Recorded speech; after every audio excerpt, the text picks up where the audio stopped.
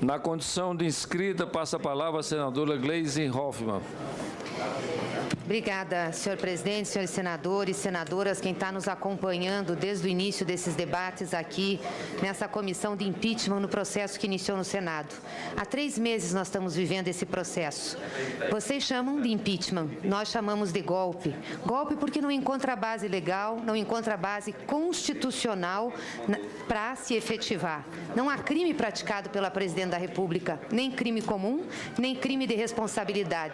Me dediquei a todas essas sessões aqui da comissão exatamente para discutir com profundidade os aspectos técnicos que aqui foram trazidos para justificar o afastamento da presidenta Dilma. As pedaladas não se configuraram operação de crédito, portanto, não há crime fiscal aí. Os decretos que diziam não ter base legal, tinham base legal e foram tecnicamente instruídos para que a presidenta pudesse assinar. Os que dizem que não é golpe, falam que tem rito, o rito está sendo respeitado. Ora, o rito aqui passou a ser mais importante do que o mérito. Nós devemos sempre lembrar que o rito serve ao mérito, serve ao conteúdo. O que nós temos aqui é apenas a forma, a procura de conteúdo. Por isso é um golpe. Ele é manso, branco, sorrateiro e sofisticado, mas é um golpe.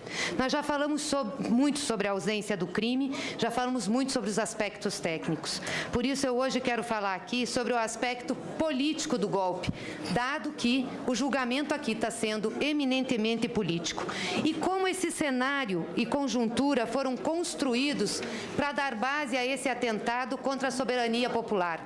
Não só por desprezar 54 milhões de votos que elegeram uma presidenta da República, mas por desprezar a vontade popular manifestada no plebiscito de 1993, que manteve o presidencialismo e a República. Agora, uma maioria eventual trouxe-nos o sistema parlamentarista. Esse é um atentado à soberania popular e que foi construído. O golpe foi anunciado e ele começou nas eleições de 2014. Foi lá que foi urdido, de forma simplória, mas efetiva e eficiente. Entre os primeiros e segundo turnos, o ex-presidente Fernando Henrique Cardoso desqualificou os votos que foram dados à presidenta Dilma. Disse ele que eram votos de pobres e nordestinos, portanto, pessoas que não tinham informação ou qualificação para exercer a sua vontade. Isso suscitou um ódio nas redes sociais entre as pessoas que nós chegamos a ter propostas de que quem ganhasse o Bolsa Família não pudesse votar. Se fosse nordestino, poderia ser castrado para não se proliferar. Foi isso que nós vimos.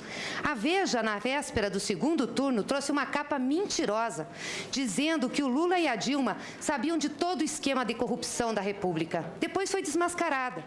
Mas era tanta certeza de que ganhavam a eleição que o candidato da oposição, Aécio Neves, começou a comemorar antes do resultado. E, infelizmente, não conseguiu terminar sua comemoração. Mas aí, logo em seguida, reiniciaram os ataques à democracia.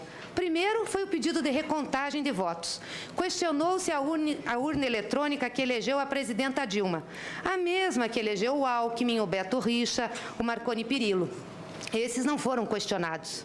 Segundo, como não deu certo, tentaram impedir a diplomação da presidenta.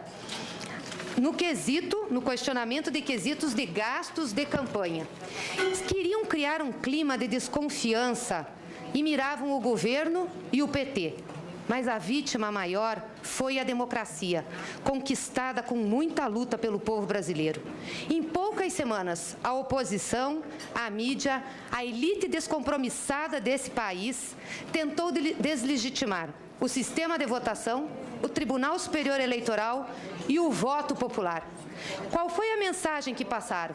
Que o governo eleito não tinha legitimidade, que ele foi eleito por voto de pessoas ignorantes, compradas por programas sociais, com fraudes no sistema de votação. Foi essa a mensagem. Soma-se a tudo isso as seletivas denúncias de corrupção contra o governo e o PT. sistematicamente divulgadas na mídia. Logo, os governos do PT, que foram responsáveis pela lei do crime do colarinho branco, pela lei das organizações criminosas que permitiu o Instituto da Delação Premiada, pela lei do acesso à informação, pelo portal da transparência, pela autonomia da Polícia Federal e do Ministério Público.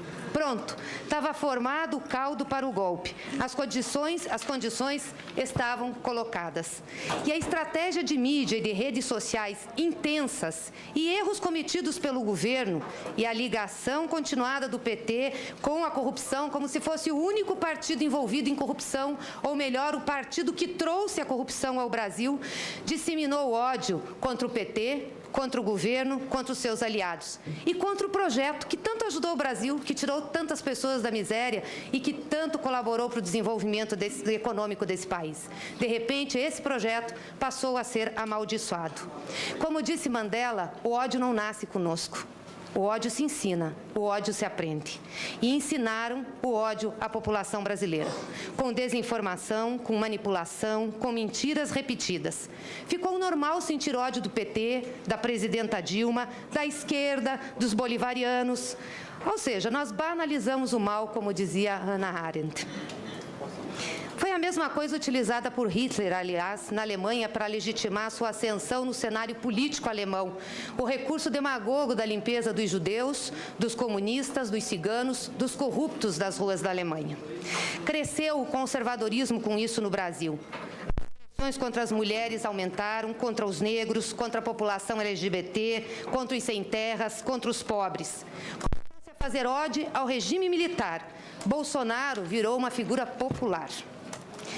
Para o impeachment foi um passo. Nós estávamos com tudo dado para que pudéssemos viver esse processo que nós estamos vivendo aqui e que todos já disseram que é uma farsa. A construção dos pareceres pelo PSDB, pela doutora Janaína Pascoal, que recebeu R$45 mil para fazê-lo, pelo doutor Miguel Reale Júnior, que é filiado ao PSDB.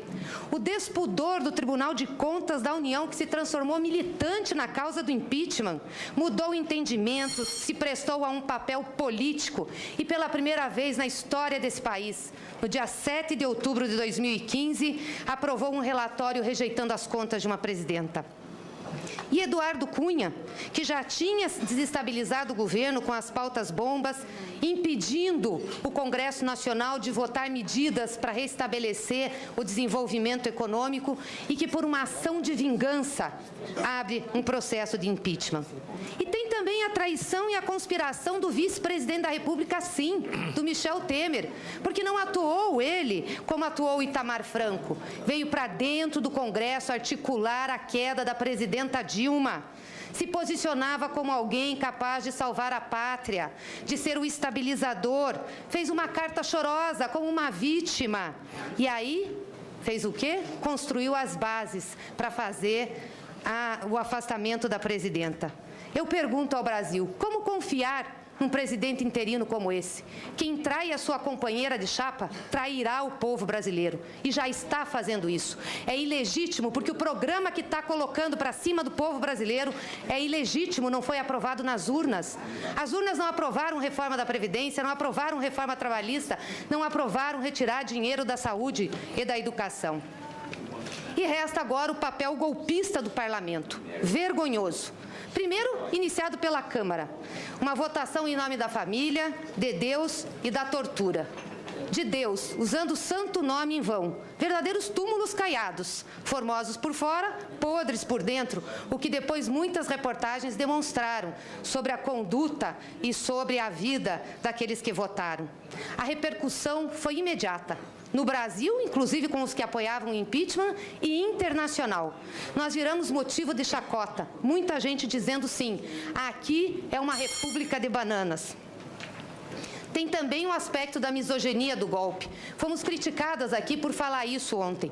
Mas tem. Os ataques chegaram a tal nível de agressão sexista que a ONU Mulheres divulgou uma nota dizendo que condenava a violência de gênero praticada contra a presidenta.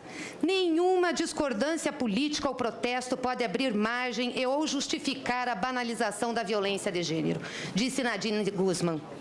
Nós estamos num processo golpista, sim. Não tem crime nesse processo. É um atentado à democracia, à soberania popular, à desconstrução dos direitos. Por isso, ele é ilegítimo. O julgamento quanto aos crimes de responsabilidade caberá a este Senado. Porém, o julgamento definitivo desse hediondo crime de irresponsabilidade que estamos cometendo aqui caberá em instância irrecorrível à história. Por isso, o meu voto é não ao seu relatório, senadora Anastasia, a um relatório que está patrocinando um golpe parlamentar nesse país. E os senhores senadores e senhoras senadoras que estão aqui vão decidir como querem entrar para a história, como democratas ou como golpistas. Obrigada.